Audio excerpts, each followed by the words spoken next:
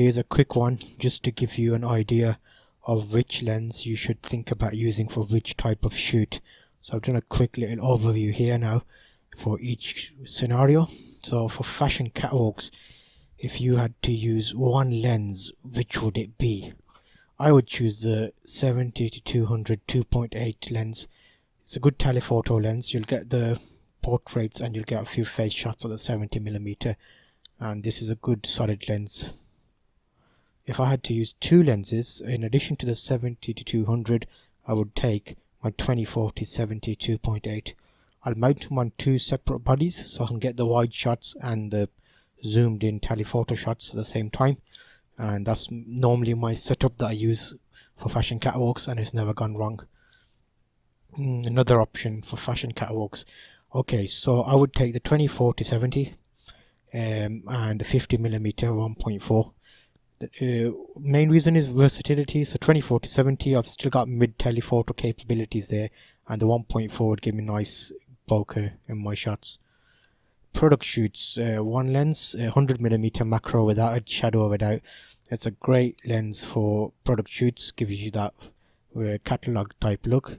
Two photo lenses, okay, two lenses. I would also take the 50mm, so 100mm and the 50mm to give you that perspective for product shoots.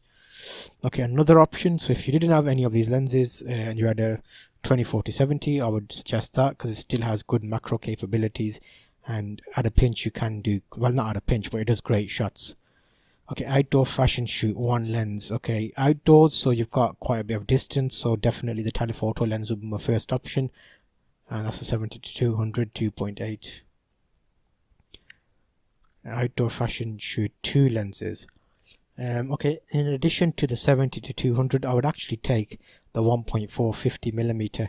It gives you that natural look that you would get from looking out of normal eye, and it'll give me great background bokeh to separate the subject from the background.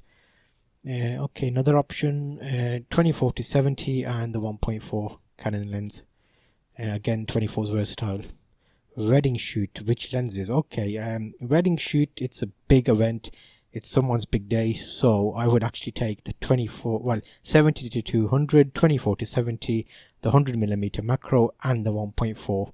Basically, most of my lenses, because they all have their own capabilities, and backup is there as well. Because you've got two bodies and you've got two lenses attached to those bodies, and you've got two lenses sitting there in case anything goes wrong or you want macro shots.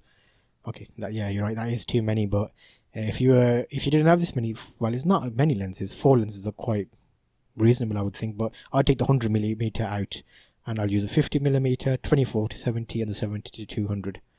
Okay, wedding shoot, one lens, I wouldn't recommend it, but I'd say for if you were shooting with one lens, 20-40-70, but my caveat would be you need a backup body, so if something went wrong for any reason, one camera, you've got another one waiting up, and put a 50mm on that. Okay, this last little lens, actually I'll use that for creative shoots. It's a 50mm vintage lens. It's from a Russian manufacturer back in the day, and it's 1.8 and it's 50mm, but it gives you that vintage look. It's got that vignetting around the outside of the lens, and mainly I use that for video work. But if I was doing some blog shoots and they gave me full creative license and I can do whatever I want, I would use that lens. But yeah, I hope that's been helpful for you there. That's just an insight into why I've got these lenses and how I use them in different scenarios.